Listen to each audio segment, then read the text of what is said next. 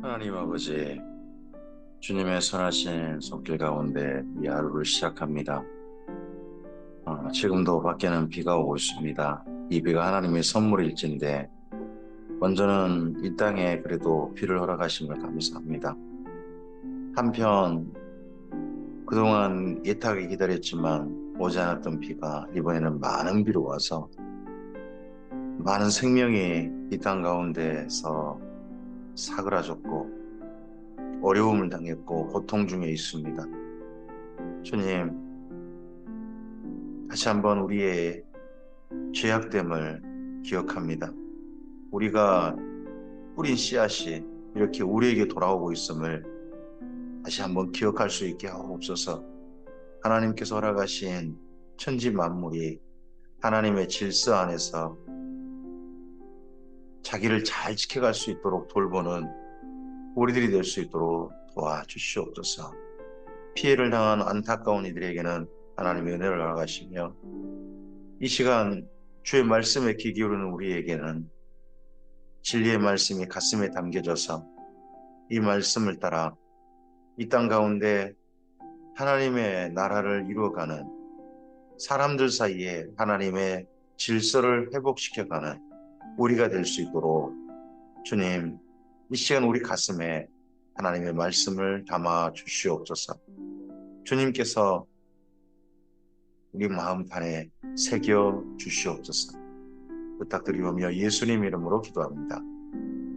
아멘. 네, 오늘은 누가복음 23장과 24장 말씀을 읽도록 하겠습니다. 바울의 로마 재판 받았을 때 그때 하나님의 성경들은 쓰여지고 있었습니다. 그래서 바울이 4권 그리고 바울의 동역자인 마가와 누가에 의해서 3권의 성경이 쓰여져서 7권의 성경이 쓰여졌습니다. 그 가운데서 누가복음을 우리가 지금 마무리해 가고 있습니다. 이 누가는 이방인인 누가가 자기가 만나보지 못했지만 바울을 통해서 아마 전도를 받았을 터인데 예수님을 믿게 되어졌고 그리고 그가 실제로 가이사라에서 바울이 2년간 갇혀있는 동안 증인들도 만나보고 현장도 답사해보고 하면서 우리 중에 이루어진 사실이라고 하는 확증을 가지게 되고서 그 이후에 바울이 재판받을 때 바울의 만난 예수님, 바울이 믿은 예수님이 어떤 분인지를 자세히 쓰고 있는 정말 그가 미루어 살피고 자세히 살피고 해가지고 그걸 차례대로 쓴 성경이 누가복음입니다. 그 가운데서 23장과 24장입니다. 누가복음 23장입니다. 무리가 다 일어나 예수를 빌라도에게 끌고 가서 고발하여 이르되 우리가 이 사람을 보매 우리 백성을 미혹하고 가이사에게 세금 바치는 것을 금하며 자칭 왕 그리스도라 하더이다 하니 빌라도가 예수께 물어 이르되 내가 유대인의 왕이냐 대답하여 이르시되 내 말이 옳도다. 빌라도 앞에서 예수님께서 내가 유대인의 왕이냐 했을 때 아니라 나는 나사렛에 사는 한 청년에 불과하다. 그렇게 말씀하신 게 아니라 내 말이 옳도다. 우리나라에 그 많은 이단 교주들이 있어요. 자기를 하나님이라고 그러고 자기를 이 재림예수라고 하는 사람들이 있어요. 그 사람들이 재판 자리에 서가지고 검사가 항상 물어봅니다. 거기서 재판 기록이 속기록이 이제 나와서 그걸 가지고 볼 수 있는데 정명석이나 이만이나 누구든지 재판 자리 그리고 예전에 지금은 죽었죠? 조희성 씨, 명생교 조희성 씨 이런 사람들 전부 다 재판 자리에 서가지고 당신이 재림예수 맞습니까? 당신이 그렇게 주장한다고 하던데 했더니 모든 사람 한다는 말 아니요 그런 말 한 적 없습니다. 나는 아닙니다 라고 했습니다. 예수님의 이 대답과 너무 비교되죠. 빌라도가 대제사장들과 무리에게 이르되 내가 보니 이 사람에게 죄가 없도다. 우리가 더욱 강하게 말하되 그가 온 갈릴리에 가르치고 갈릴리에서부터 시작하여 여기까지 와서 백성을 소동하게 하나이다.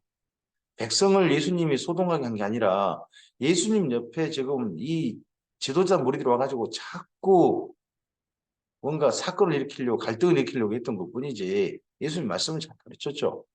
한 가지 하신 게 있다면 성전을 청결하게 한 거 그거 한 가지 있으실까요? 근데 그것도 그들이 못맛 하지 말아야 할 일을 하니까 그걸 갖다가 바르게 해라는 그런 것밖에 없었는데 빌라도가 듣고 그가 갈릴리 사람이냐 물어 헤롯의 관할에 속한 줄 알고 헤롯에게 보내니 그때에 헤롯이 예루살렘에 있더라. 예수님께서 잡히셔서 헤롯을 만난 적이 있다 하는 이야기는 여기 누가복음에만 있습니다. 아, 헤롯이 예수를 보고 매우 기뻐하니 이는 그의 소문을 들었으므로 보고자 한지 오래였고 또한 무엇이나 이적 행하심을 볼까 바랐던 연고로라. 여러 말로 모르나 아무 말도 대답하지 아니하시니 대제사장들과 서기관들이 서서 힘써 고발하더라. 헤롯이 그 군인들과 함께 예수를 업신여기며 희롱하고 빛난 옷을 입혀 빌라도에게 도로 보내니 헤롯과 빌라도가 전에는 원수였으나 당일에 서로 친구가 되니라. 한 사람은 총독으로 한 사람은 헤롯 왕가의 왕으로서 사이가 굉장히 안 좋았던 모양입니다. 그랬는데 이날은 예수님 덕분에 사이가 좀 좋아졌다. 당연히 친구가 됐다.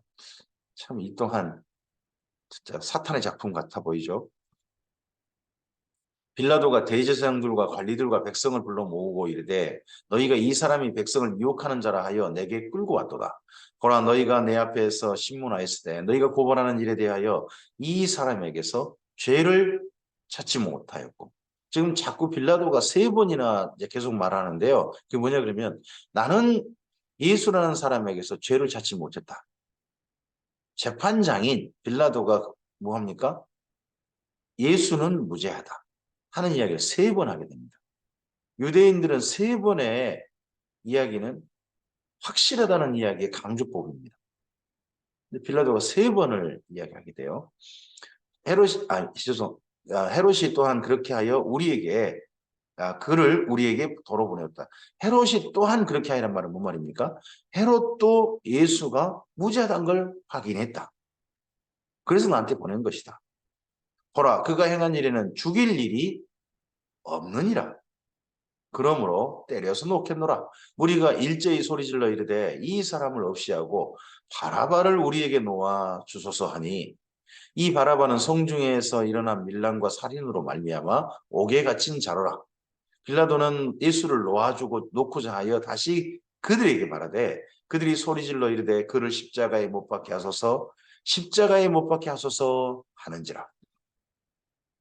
빌라도가 세 번째 말했다는 겁니다. 세 번째. 이 사람이 무슨 악한 일을 하였느냐?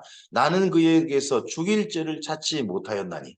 예수는 무죄하다. 세 번 재판장이 선고합니다. 그렇게 내용을 확인합니다.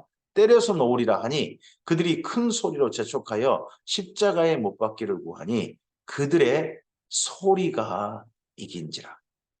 재판장은 사람들이 뭘 원하건 권력자가 뭘 원하건 간에 진실을 따라 재판을 하고 판결할 어떻게 보면 의무가 있죠. 그래서 빌라도가 죄 없다는 거 아닙니다. 빌라도는 무죄한 자를 죽이라고 판결한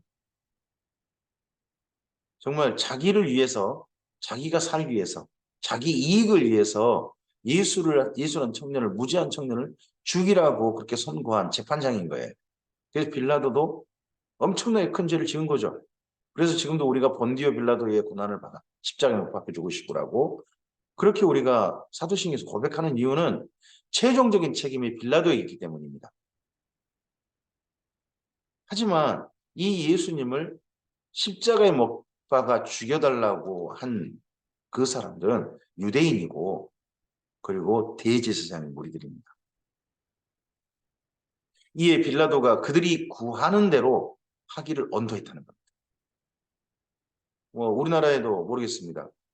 권력층이 원하는 대로 정부에서 원하는 대로 언도하는 그런 사건들이 지금까지 제법 있었던 걸로 저는 압니다. 그들이 요구하는 자, 곧 밀란과 살인으로 말미암아 옥에 갇힌 자를 놓아주고 예수를 넘겨주어 그들의 뜻대로 하게 하니라. 그들이 예수를 끌고 갈 때에 시몬이라는 구레네 사람이 시골에서 오는 것을 붙들어 그에게 십자가를 지워 예수를 따르게 하더라. 뜻밖의 이 시몬이라는 사람, 구레네는 이집트의 리비아든가요? 그 아프리카에 그 이집트 옆에 서쪽에 있는 이집트 서쪽에 붙어 있는 지중해와 대서양의 그 코너에 붙어 있는 그 사이에 붙어 있는 큰 나라죠. 거기에 로마에서 기획 도시를 만드는데요. 그쪽에 만든 기획 도시가 그쪽 식민지 만든 도시가 예, 구레네입니다. 구레네는 그냥 아무나 도시가 아니라 큰 로마의 기획 도시였고 거기에 그 유대인들도 한 30만 명 그렇게 살고 있었다 하는 그런 이야기도 있어요. 굉장히 큰 그곳에서 있었는데 유월절을 지키기 위해서 명절을 지키기 위해서 이 예루살렘에 온 사람이었습니다.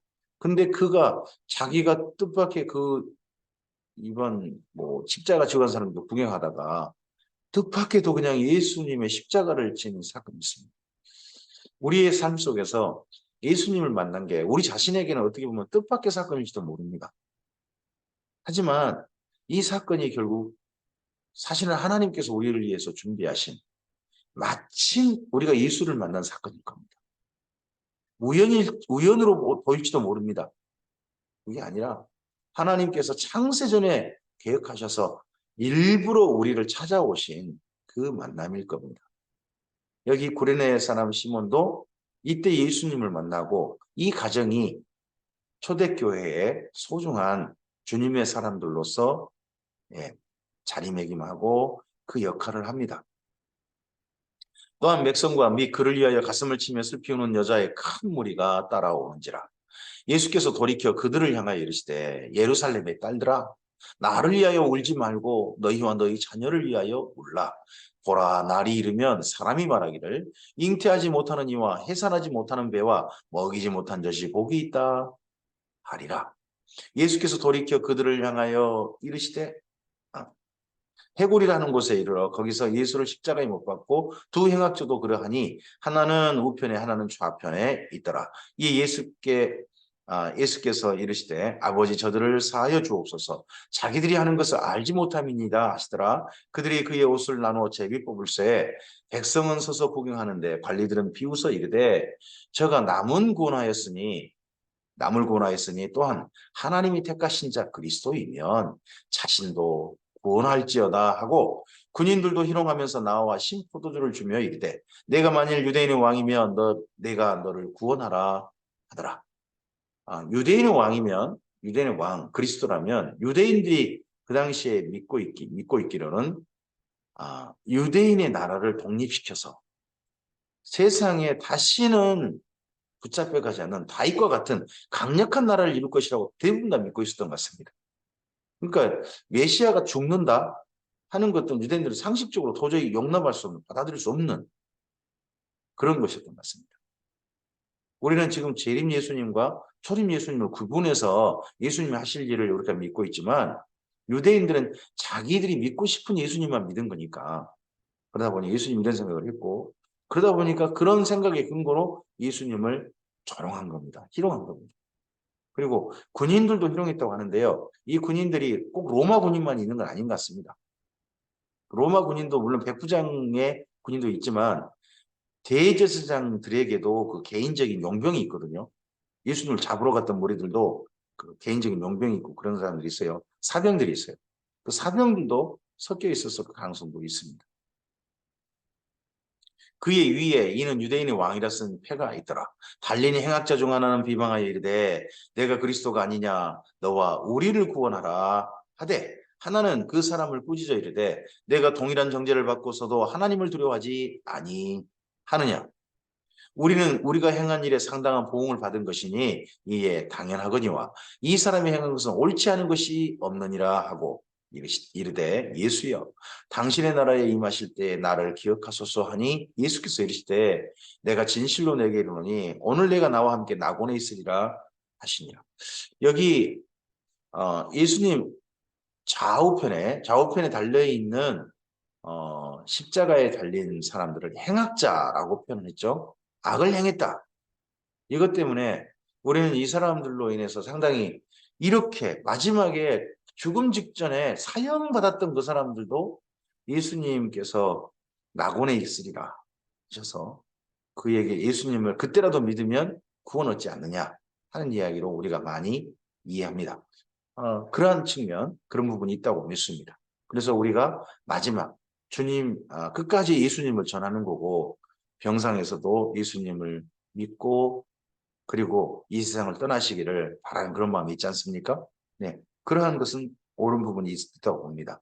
그런데 여기에 행악자란 조금 다른 측면이 있습니다. 로마에서요, 이 6월절부터 오순절 사이에 세계 각지에서 예루살렘에 유대인들이 오니까 그 유대인들한테 본보기로 죽이는 거예요, 이 사람들을.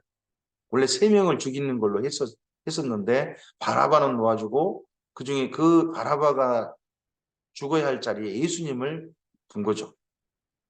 예수님이 아마 가운데 못 박혔는데 그 못 박힐 자리 원래 바라바가 중심, 최고 나쁜 놈 해가지고 그렇게 된 것 같고요. 나머지 2명이 또 그런 것 같은데 이들은 로마의 행악자입니다.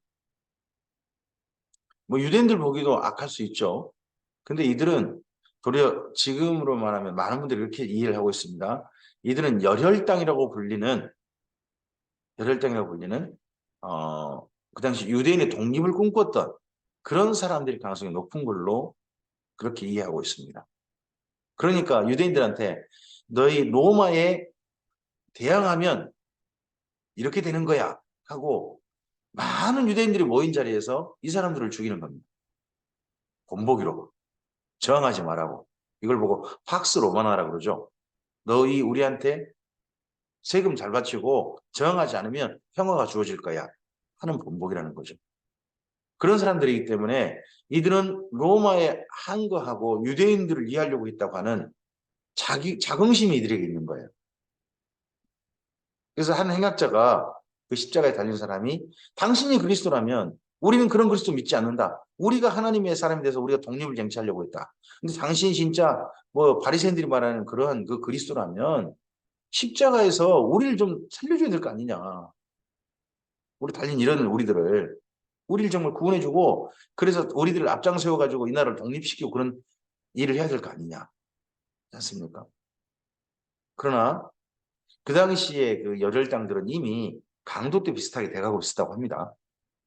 독립을 꿈꿨지만 돈이 없으니까 그 돈을 갖다가 돈을 마련하기 위해서 강도 짓거리를 하는 그런 사람들 전부 변질되고 있었다고 합니다. 그러니까 다른 한 사람은 우리는 마땅히 주고 마땅한 죄를 지었다. 명분이 그렇다 할지라도 하지만 이분은 죄를 지은 게 없지 않느냐 하고 한 사람이 이야기했다는 겁니다. 그 강도가 오른쪽 강도는 아닙니다. 한편 강도입니다. 여기 성경을 읽어보면 어디에도 한편 강도라고 되어 있지 오른쪽에 있는 강도라고 우편 강도라는 말은 전혀 없습니다. 성경에. 그래서 예수님의 오른쪽에 있던 그 십자가에 달린 사람이 어, 낙원에 갔다 하는 말들은 조금은 좀 삼가하신 게 좋습니다. 한편 강도다. 때가 제6시쯤 되어 해가 빛을 잃고 온 땅에 어둠이 임하여 제9시까지 계속하며 성소의 휘장이 한가운데가 찢어지더라. 예수께서 큰 소리로 불러 이르시되 아버지 내 영혼을 아버지 손에 부탁하나이다 하고 이 말씀을 하신 후 숨지시니라. 여기 숨지셨다 하는 그 표현이요. 호흡이 멈췄다죠. 이 호흡이 멈췄다인데 이게 창세기 1장하고 좀 상당히 2장 거기하고 좀 비교되죠. 하나님께서 흙으로 사람을 지으셔서요. 그 코에 생기를 불어넣었다 그러시잖아요. 생기? 그게 바람이에요. 바람이 불었다 하는 거죠. 우리 안에 하나님의 바람이 들어온 거죠. 그런데 여기 숨졌다라고 하는 그 유대인들의 표현이 뭐냐 그러면 바람이 멈췄다는 거예요. 하나님의 바람이 우리 안에 주신 생명의 바람이 멈추는 거죠. 말씀하신 후 숨지셨습니다. 백부장이 그 된 일을 보고 하나님께 영광을 돌려 이르되 이 사람은 정녕 의인이었도다. 백부장이면요 유대인이 아니에요. 로마 사람입니다. 그 십자가형을 전체를 집행한 로마 군인 최고 총책임자인 거예요. 그 총독의 명령에 의해서. 이 사람은 로마인인데 모든 진리를 보고 이 사람은 정령의인이더라. 그렇게 하는 겁니다. 아마도 이 백부장은요, 예수님에 대한 정보를 많이 알고 있었을 겁니다. 이전 정보를. 로마 군인이니까 예수에 대한 정보가 수집됐을 거고요. 충분히 알고 있었을 걸로 보입니다. 그리고 이번 재판받는 모든 과정을 또한 전체를 지켜본 총책임자일 겁니다. 근데 로마인인 그가 백부장이면요, 도로 로마 시민권자일 겁니다. 대부분 다. 그 사람이 여기 예수님의 죽음에 대해서 정령의인이었다. 예수님은 유대인이 말하는 그런 이단의 괴수, 그런 사람 아니었다. 진짜 의인이었다. 하고 로마인이 증언하는 걸 여기 누가복음에 담아놓습니다. 이를 구경하러 모인 무리도 그 된 일을 보고 다 가슴을 치며 돌아가고 예수를 아는 자들과 갈릴리로부터 따라온 여자들도 다 멀리 서서 이 일을 보니라. 공회의원으로 선하고 의로운 요셉이라 하는 사람이 있으니 그들의 결의와 행사에 찬성하지 아니한 자라. 이 공회, 산헤드린 공회의 결의와 행사가 뭡니까? 예수를 죽이려고 결의했던 거고, 예수를 빌라도에게 고발하고, 그리고 빌라도에게 자기들의 사람 수, 이걸 가지고 진리를 올바른 걸 굳게 해가지고 무죄한 자를 죽이게 만들었던 행사죠. 그게 결코 찬성하지 않았던 자. 사실은 예수님을 참 좋아했던 한 사람, 그 사람이 요셉이다. 공회원인데 그는 유대인의 동네 아리마대 사람이요 하나님의 나라를 기다리는 자라. 그가 빌라도에게 가서 예수의 시체를 달라 하여 이에 내려 세마포로 싸고 아직 사람을 장사한 일이 없는 바위에 판 무덤에 넣어주니, 저 같은 사람이 빌라도에 가가지고 예수의 시체를 달라 하면 빌라도가 안 내줬을 겁니다.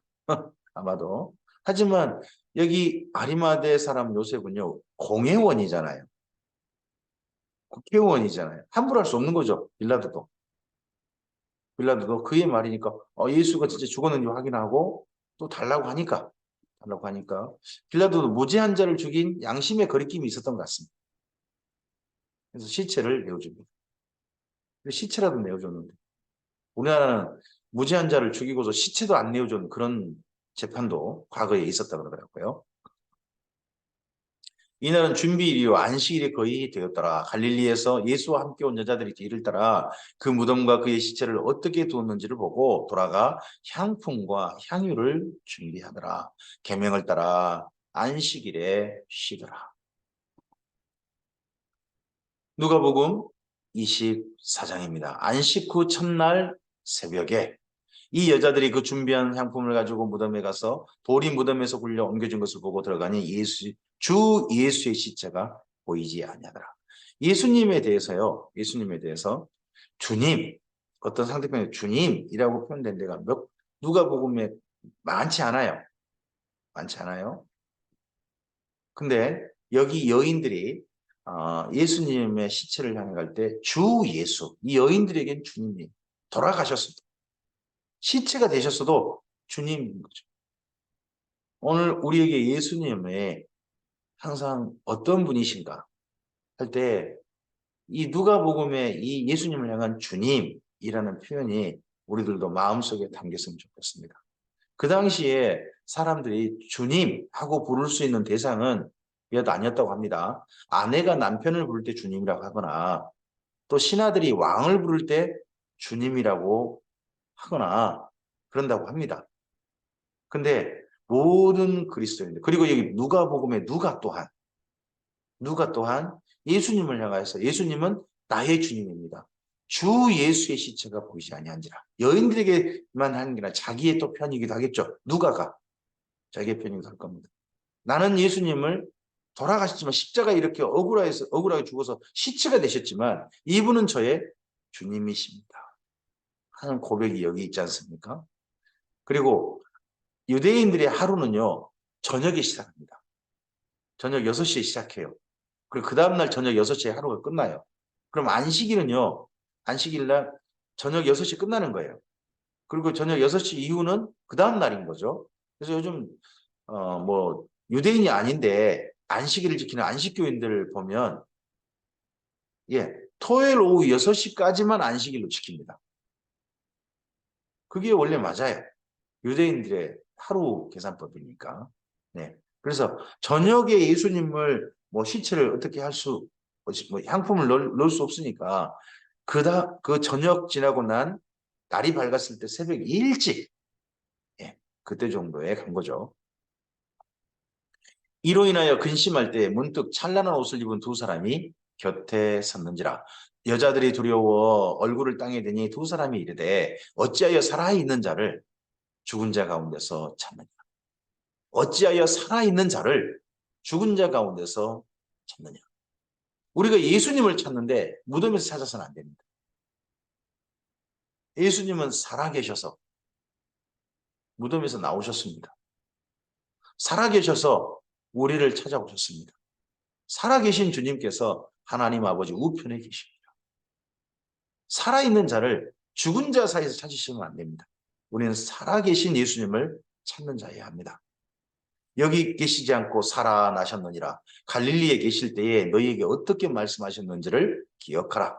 이르시기를 인자가 죄인의 손에 넘겨져 십자가에 못 박히고 제3일에 다시 살아나야 하리라 하셨느니라 한데 그들이 예수의 말씀을 기억하고 무덤에 돌아가 이 모든 것을 11사도와 다른 모든 이에게 알리니 이 여자들은 상당히 많아요. 막달라 마리아와 요한나와 야고보의 모친 마리아라. 또 그들과 함께한 다른 여자들도 이것을 사도들에게 알립니다. 근데 본 사람은 3명인지 모르겠어요. 거기 막상 간 사람은 막달라 마리아, 요한나, 야고보의 모친 마리아. 근데 이 중에서 여인들이 가가지고 우리가 천사를 봤다. 무덤에 갔더니 예수의 시체는 없고 사람인데 빛나는 옷을 입고 있는 두 청년인데 그러니까 사실 생각해보니까 천사였더라. 그들이 예수님이 죽지 않고 살아났다 그러더라 하는 이야기를 또 누구 어떤 여자들에게 한 것 같고 그 여자들이 제자들에게 이런 이야기 있는데 사실이에요? 하고 또 묻고 막 서로 이야기하지 않았나 싶습니다.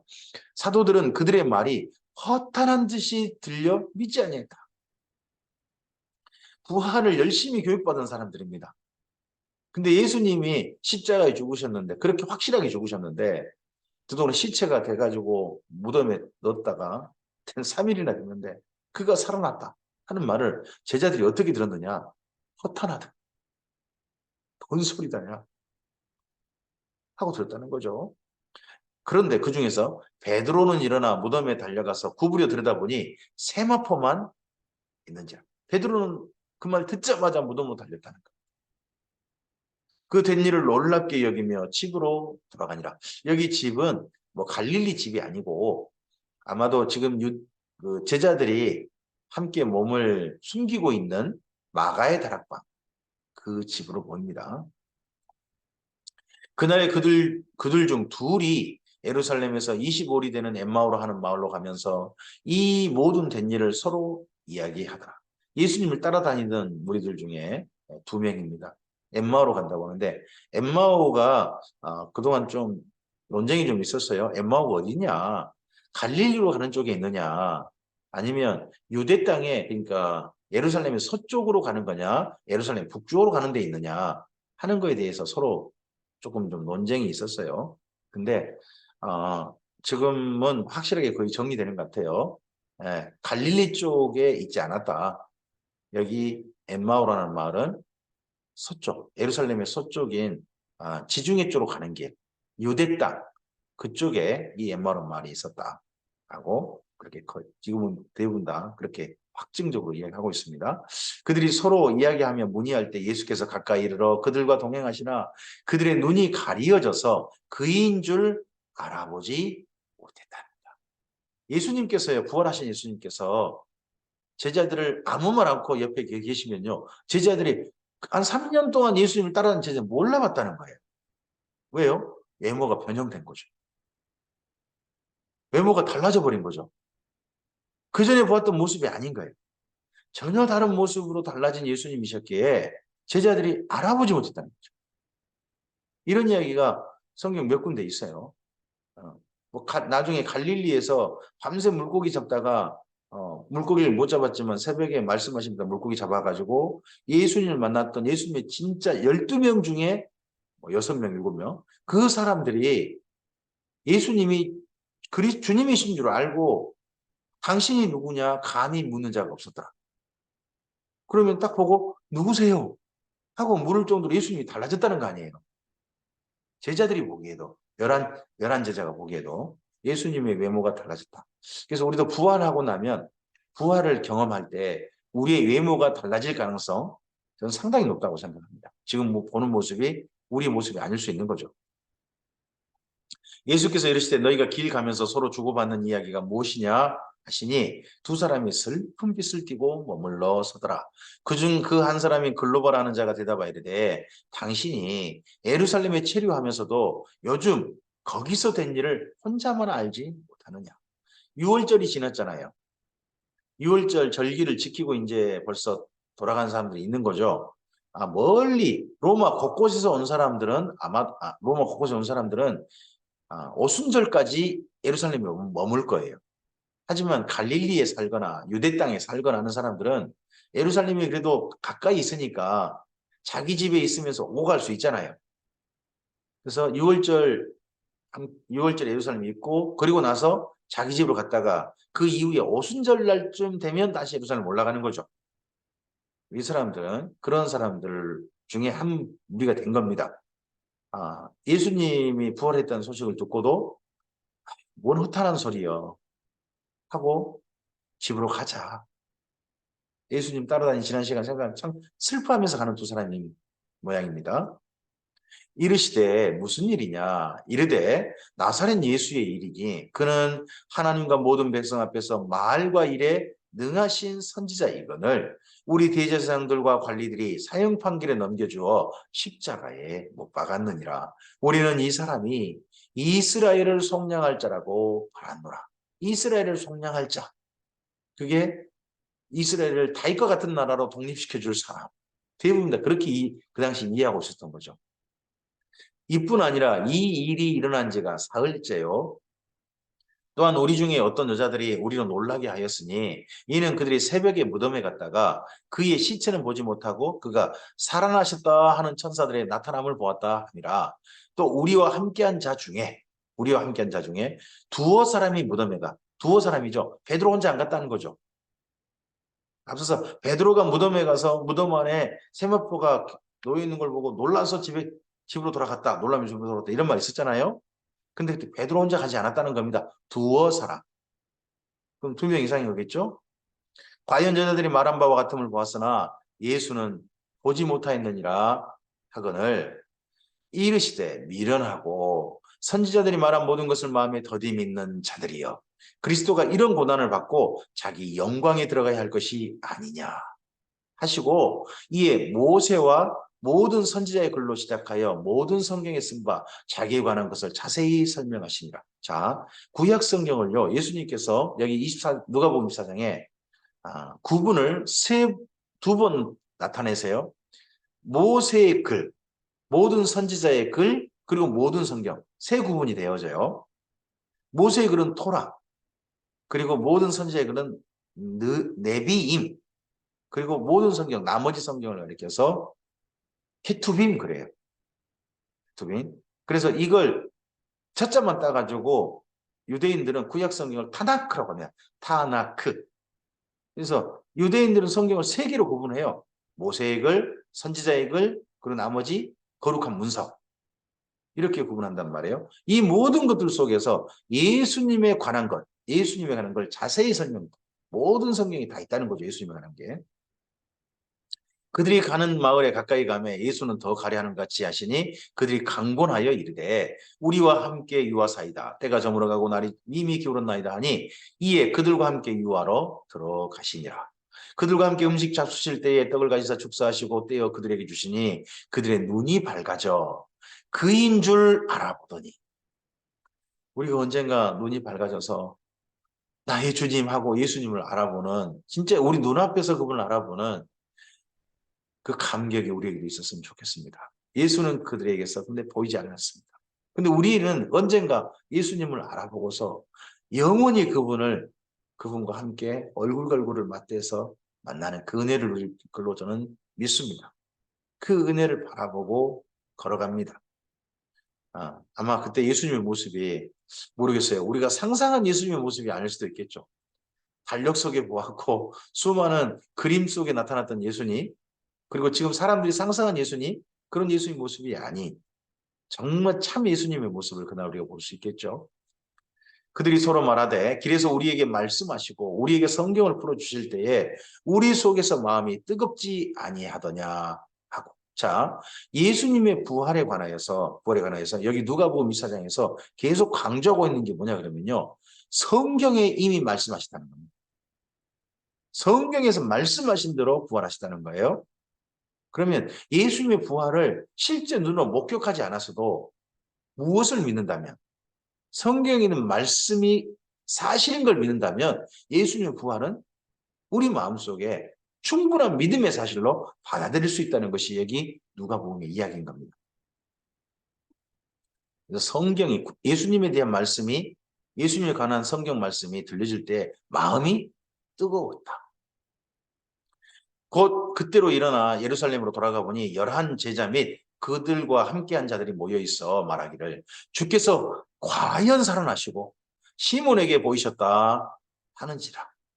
두 사람도 길에서 된 일과 예수께서 떡을 떼심으로 자기들에게 알려주신 것을 말한다. 이렇게 해서 부활을 본 증인들이 흩어졌다가, 예수님의 죽음 때문에 다 흩어졌다가 예수님을 여기저기 만나러 가신 것 같습니다. 부활하신 몸인지라 순간 그 자리에 딴 데로 바로 옮겨지고 시공간을 초월하는 거죠. 초월해서 이 자리에 또 딴 데 가서 만나고 해가지고 예수님을 만난 사람들이 다시 속속히 예루살렘으로 모여듭니다. 모여들어서 그들이 예수님과 함께 만났던 그 사람들이 함께 부활을 본 목격자들의 증인들로 공동체를 이루는 거죠. 이들이 나중에 120명이 되는 거고, 그들 중에 예수님의 승천을 지켜본 사람은 아마도 500명, 그렇게 된 것 같습니다. 이 말을 할 때 예수께서 친히 그들 가운데 서서 이르시되 너희에게 평강이 있을지어다 하시니, 문을 닫고 방 안에서 아마도 그렇게 서로 이야기하고 있는데 예수께서 그들 가운데 갑자기 나타나신 겁니다. 너희에게 평강이 있을지어다. 근데 그들이 놀라고 무서워하여 그 보는 것을 영으로 생각한지라. 저라도 만약에 이 광경을 실제 목격했다면 정말 귀신이다 하고 외쳤을지도 모르죠. 정말 참 놀라운 장면이죠. 예수께서 이르시되 어찌하여 두려워하며 어찌하여 마음에 의심이 일어나느냐. 내 손과 발을 보고 나인 줄 알라. 손과 발을 일부러 보여줬습니다. 손과 발에 뭐가 있었을까요? 예수님이 부활하셨지만 일부러 흔적을 남기신 것 같습니다. 아마도 저는 십자가의 흔적이지 않나 싶습니다. 손과 발, 그게 십자가에 못 박힌 흔적이 있으시겠죠. 예수님께서 십자가에 못 박힐 때는요, 손바닥 안에 박힌 게 아니라 손목에 박혔다고 그렇게 많은 분들이 이해합니다. 왜냐하면 손바닥에 박혔다가는 그 십자가에 달렸을 때 손이 찢어져 버린다고 합니다. 그래서 손목에 박힌다고 그래요. 그리고 발등이라기보다는 발목 정도에 박는 게 대부분이라고 합니다. 뼈에 사이에 박아버리는 거죠. 뼈를 뚫고 박거나. 그래서 우리가 생각하는 보통 그림으로 보는 그 성은이라고 그러죠. 십자가에 못 박힌 흔적. 그건 그 화가가 상상한 거고, 실제 그 당시 로마 집행법에 근거한다든지 우리 신체를 아는 분들은 그쪽이 아닐 가능성이 있다 하는 쪽으로 이야기하죠. 그들이 매우 기쁨으로 아직도 믿지 못하고 놀랍게 여길 때에 이르시되 여기 무슨 먹을 것이 있느냐 하시니 이에 구운 생선 한 토막을 드리니 받으사 그 앞에서 잡수시더라. 우리가 부활해서 뭐 음식을 먹을 거냐 말 거냐, 안 먹고 사는 거냐 먹고 사는 거냐 모르죠. 모르지만 부활하신 예수님은 먹으실 수는 있으시다 하는 건 분명한 것 같습니다. 그 음식을 드실 수 있다. 또 이르시되 내가 너희와 함께 있을 때에 너희에게 말한 바 곧 모세의 율법과 선지자의 글과 시편에 나를 가리켜 기록된 모든 것이 이루어져야 하리라 한 말이 이것이라 하시고, 앞서서 엠마오로 가는 두 제자에게 모세와 모든 선지자의 글과 모든 성경에 이렇게 있잖아요. 그걸 여기서 좀 더 좀 명확하게 하죠. 모세의 율법, 선지자의 글, 시편. 시편이 나머지 성경인 성문서 가운데 대표가 시편이 되는 거예요. 유대인들은 대표를 말하는 특징이 좀 있습니다. 구약 성경을 하나로 말하면요. 대표 하나만 말하면 모세의 글에 이르기를 이렇게 표현해버려요. 두 개만 가져오면요. 모세와 선지자의 글에 이렇게 말을 해요. 세 개를 말하면 모세와 선지자의 글과 그리고 성문서에 이렇게 말하는데 성문서만 따로 말할 때도 시편에 이렇게 말을 해요. 근데 유대인들이 주로 구약 성경이 제일 애독한 마음속에 담은 성경은 시편이라고 합니다. 그러다 보니까 시편에 하는 표현도 또 상당히 많아요. 대표가 시편처럼 그렇게 된 것도 있습니다. 이에 그들의 마음을 열어 성경을 깨닫게 하시고 또 이르시되 이같이 그리스도가 고난을 받고 제3일에 죽은 자 가운데 살아날 것과 그의 이름으로 제3을 받게 하는 회개가 예루살렘에 시작하여 모든 족속에 전파될 것이 기록되었으니 너는 이 모든 일의 증인이라. 자, 예수님께서요 나타나셔서 자신을 직접 보일 뿐만 아니라 그 예수님의 제자들에게 마음을 열어 성경을 깨닫게 하셨다는 거예요. 지금 오늘 우리들에게도 예수님의 모든 사실들, 예수님께 일어난 모든 사건들, 그리고 우리에게 일어날 사건들, 그리고 장차 일어날 모든 사건들, 하나님의 사건들, 하나님이 하실 일들, 하나님의 존재, 그리고 나중에 우리가 들어갈 새 예루살렘, 이 모든 것들은 하나님께서 성경에 기록해 놓으셨습니다. 우리의 마음을 열어 성경을 깨달으면 부활이 믿어집니다. 부활이 사실로 충분히 받아들여집니다. 성경을 통해서 직접 계속해서 여기 누가복음 강조합니다. 예수님을 본 증인 목격했다 하는 걸로 멈추지 않고 성경을 깨닫게 했다. 말씀대로 되었다. 말씀이 사실 그러하다 하고 계속 이야기합니다. 그리고 이러한 예수님의 사건에 여기 48절에 너희는 이 모든 일의 증인이라. 그 증인들을 예수님께서 모으신 거죠. 그들이 교회가 되는 겁니다. 이 증인들의 이야기를 누가가 이었습니다. 이 증인들의 이야기를 누가복음 이후 그게 사도행전인 거죠. 예수 사건을 기록했습니다. 그게 누가복음이고요. 그 예수 사건의 증인들의 이야기를 기록합니다. 그게 사도행전입니다. 그 증인 중에 누가 있다는 겁니까? 로마에 재판받으러 온 바울이 있다 하고 쓰고 있는 겁니다. 이 놀라운 사건, 이 확실한 사건을 어떻게 증언하지 않을 수 있겠냐는 거죠. 바울이. 볼지어다 내가 내 아버지께서 약속하신 것을 너희에게 보내리니 너희는 위로부터 능력으로 입혀질 때까지 이 성에 머물라 하시니라. 위로부터 능력으로 입혀질 때까지 성령님이 오시는 거죠. 성령의 권능으로 그들 가운데 임할 때까지 성에 머물라. 그래서 성령의 권능으로 교회가 새로워지는 장면이 사도행전을 시작할 때 있는 거죠. 예수께서 그들을 데리시고 베다니 앞까지 나가사 손을 들어 그들에게 축복하시더니 제가 여기까지만 했네요. 죄송합니다. 왜 그 다음을 안 썼을까요? 여기 부분은 죄송합니다. 제가 읽고 마무리하겠습니다. 파워포인트가 없는 건 용서하시기 바랍니다. 축복하실 때 그들을 떠나 하늘로 올려주시니 그들이 그에게 경배하고 큰 기쁨으로 예루살렘에 돌아가 늘 성전에서 하나님을 찬송하니라. 아멘입니다. 이러한 예수 사건을 우리 중에 이루어진 사실로서 기록하고 있는 분이 누가입니다. 우리는 예수님을 한 번도 만난 적이 없지만 예수님을 만난 증인들, 목격자들, 예수 사건을 직접 경험한 사람들의 이야기도 들었고 현장도 답사한 누가의 이야기를 우리는 전해 들었습니다. 우리 중에 이루어진 사실로서 예수 사건입니다. 예수님은 십자가에 못 박히셨을 뿐만 아니라 부활하셨습니다. 그리고 한 가지 더 놀라운 사건을 기록합니다. 그게 뭡니까? 승천하셨습니다. 여기 누가복음의 맨 마지막 예수 사건에 짧게 기록됐습니다만 정말 놀라운 한 가지가 있는데 승천하셨다는 겁니다. 예수님께서 오셨던 하늘나라로 가셨다는 겁니다. 이 장면, 승천의 장면을요. 이 이후 사도행전 1장에서 이어갑니다. 마치 꼭 뭐가 있냐 그러면요. 이 장면이 역대하서에 고레스 칙령으로 끝내거든요. 역대하서를. 근데 역대하서를 이은 성경, 고레스년 그 다음 역사를 이어가는 성경이 에스라서예요. 역대하서를 이어가는 성경이. 근데 에스라서를 어떻게 시작하냐? 바로 고레스 칙령으로 시작합니다. 고레스 칙령으로 끝내고 고레스 칙령으로 시작하는 구약 성경 구조가 있거든요. 그걸 그대로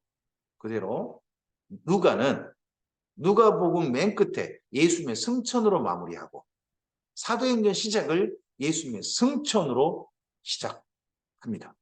그리고 예수님께서 말씀하신 성령의 임하심을 여기 누가복음 맨 끝에 약속을 담아놓고, 그리고 성령이 임하심을 실제 되었다. 그 놀라운 사건이 실제 경험되어졌다. 나타났다 하는 것을 사도행전 첫머리에 기록하는 게 보입니다. 마치고 바톤 터치 같죠. 이런 장면들을 기록하고 있고, 이걸 사실로서 또 이런 예수님을 만난 사람들에게, 이런 성령이 임한 사람들에게 지금 유대인들이 예수님의 부활했다라고 증언하고 다니는 바울을 고발하고 죽이려고 하지만 이 증언을 결코 멈출 수 없다. 이 증언이 사실이니까 하고 쓰고 있는 게 누가복음인 겁니다. 오늘 누가의 이 증언의 가운데 예수님 맨 마지막 말씀, 너희도 이 모든 일의 증인이라 하는 그 너희 속에 예수님을 만난, 부활하신 예수님을 만난 그 사람들만 아니라 우리들도 포함되었으면 좋겠습니다. 우리도 또한 예수님의 증인 되길 바랍니다. 이제 내일부터는 바울의 마지막 여행 이야기를 우리가 이어가겠습니다. 바울이 재판을 마치고서 스페인에 갔는지는 확인이 되지 않습니다. 스페인에 갔는지 안 갔는지 확인이 안 돼요. 그건 잘 모르는 일인데 그 이후에 다시 에베소로 온 건 분명합니다. 그래서 에베소로 올 때는요, 백기를 타야 돼요. 백기를 탈 때 이 그리스 밑에, 그리스라고 하는 큰 땅덩어리 밑에, 그 밑에 큰 섬이 있습니다. 옆으로 쭉 누운 이 섬이 크레토스, 그레데, 우리 성경에 이렇게 되어 있는데 이 섬을 들렀다가 갑니다. 이 섬에 들렀다가 가면서 교회를 개척해요. 교회를 개척하고서 이 교회를 좀 더 안정시키는 일에 디도 일행을 남깁니다. 그리고 에베소를 갑니다. 이번에는 수리아 안디옥 교회를 가지 않습니다. 수리아 안디옥 교회를 가지 않고 에베소 교회를 갑니다. 그래서 에베소 교회에 잠시 머물다가 디모데를 남기고 디모데에게 교회를 바르게 해라. 내가 교회를 좀 정돈해라. 하는 일을 맡기고, 네. 오네시모가 어떻게 되었는지 확인하고자 해서 골로새를 갔을 겁니다. 골로새를 가고 그 골로새에서 마케도니아라고 하는 지역의 교회들을 살펴보고자 합니다. 그럼 어디 가야 되냐 그러면 두로아를 가야 합니다. 두로아를 가야 돼요. 두로아에 갔을 때 정도의 날씨가 좀 뜨거워졌던 모양입니다. 뜨거워져서 자기의 겉옷을 벗어서 맡기고 자기가 들고 있는 책도 맡긴 것 같습니다. 그러고 봐서는 바울의 나이가 상당히 나이가 들었겠구나. 무거운 걸 잘 들고 다니기가 좀 힘드신 거죠. 그래서 짐을 맡기고 가는 집이 두로와 가보라는 분의 집에 이걸 맡긴 게 디모데 후서에 보면 살짝 보여요. 그리고 나서 마게도냐로 건너갑니다. 마게도냐 건너갔을 때 일정을 아무리 봐도 좀 살짝 늦을 수 있겠는데 만에 하나 경우를 생각합니다. 그래서 에베소에 있는 디모데에게 내가 혹시나 늦을지 몰라. 그 사이에 내가 혹시나 늦은다면 목회를 이렇게 해, 교회를 이렇게 지도해 라는 서신을 써서 보내는데 그게 디모데 전서입니다. 그리고 아마도 데살로니가 정도 돼서 갔을지 모릅니다. 아직 마게도냐에 있는데 일찍 돌아가지 못하겠다. 에베소에 빨리 가지 못하겠다. 차라리 그럴 바에는 한 교회를 좀 개척하자 하는 생각을 가지게 됩니다. 그래서 그레데에 있는 디도에게 교회를 좀 잘 돌봐라. 그런 부탁만 아니라 그 디도와 아볼로와 세나 이 세 사람이거든요. 이 세 사람을 바울이 이 다음에 개척할 곳으로 와달라고 합니다. 거기가 니코폴리스입니다. 우리 성경은 니고볼이라고 해요. 아마도 바울은 이 이후에 당연히 고린도를 갔을 겁니다. 고린도 교회를 살펴봐야죠. 고린도 교회도 살펴보고 난 다음에 니고볼리에서 합류했을 겁니다. 여기 디도 일행과 바울 일행이 합류해가지고 겨울을 지내면서 니고볼리에 교회를 개척하는 일을 했을 겁니다. 근데 이러고 있을 때 로마에서 큰 사건이 터집니다. 그 로마 대화제입니다. 네로 황제 때죠. 대화제 때 그 대화제의 책임을 예수 믿는 기독인들한테 돌립니다. 그래서 기독인들을 그 분노한 로마 사람들에게 유흥거리로 넘겨줘 버리는 거죠. 그래서 1차 기독교 박해가 이때 일어나게 됩니다. 그때 니고볼리에 있었던 바울이 로마에 의해서 잡혀갑니다. 아마 니고볼리에 있는 바울을 유대인들이 고발하지 않았을까 싶습니다. 그래서 로마에 가서 로마에 이번에는 연금되지 않습니다. 로마 시민권자건 어떻건 간에 감옥에 갇혀버립니다. 마메틴 감옥이란 감옥이 지금도 흔적이 있어요. 흔적이 있는데 거기 가보면 바위 감옥이라고 그러죠. 바위 밑에 땅속 지하에다 가둬버립니다. 그 너는 죽어야 돼 마땅해 그렇게 해서 그곳에서 마메틴 감옥에서 바울이 자기의 죽음을 직감하고 이번에는 살지 않고 선교 인생이 여기서 마무리하는구나 달려갈 길을 마쳤구나 하는 걸 깨닫고 디모데에게 마지막으로 디모데를 보고 싶어 합니다.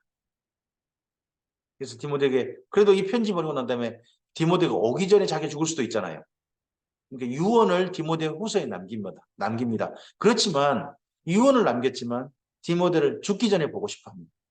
그래서 유언과 함께 너 보고 싶다 하는 내용을 담아가지고 디모데 후서를 하게 됩니다. 이게 바울의 4차 전도행이고 이때 또한 쓰여진 성경들이 있습니다. 그 성경들이 1차 기독교 박해 때 그게 바로 히브리서 그 다음에 또 베드로전서 후서 그리고 유다서가 됩니다. 그래서 바울의 마지막 전도 여행과 함께 로마의 기독교 1차 박해 그 가운데 쓰여진 성경을 이 다음에 이어서 살펴가도록 하겠습니다. 오늘 여기까지입니다. 초대교회에 수많은 사건이 터졌습니다. 그러나 그들이 억울하게 죽임당하고 수많은 사람들한테 정말 유흥거리가 된다 할지라도 그리스도를 향한 그들의 믿음은 결코 흔들 수 없었고 수많은 모욕과 치욕을 당하면서도 그들은 끝까지 주님의 복음을 전하는 사람들이 되었습니다. 이러한 증언이 담기는 데가 바로 누가복음이고 사도행전이고 성경 기록입니다. 이런 기록을 보면서 우리가 확인하면서 오늘 우리의 삶을 주님 안에서 다시 한번 새롭게 했으면 좋겠습니다. 주의 복음을 위한 우리의 마음가짐이 그리고 우리의 삶의 태도가 오늘 내 편한 거에 취하여서 진리를 따르고자 하는 우리의 삶이 흐트러지지 않도록 주님께서 우리를 도우시기를 소원합니다. 너희도 이 모든 일의 증인이라 하는 예수 사건의 증인이 바로 오늘 우리가 되기를 바랍니다. 주께서 함께 하시길 바랍니다. 감사합니다.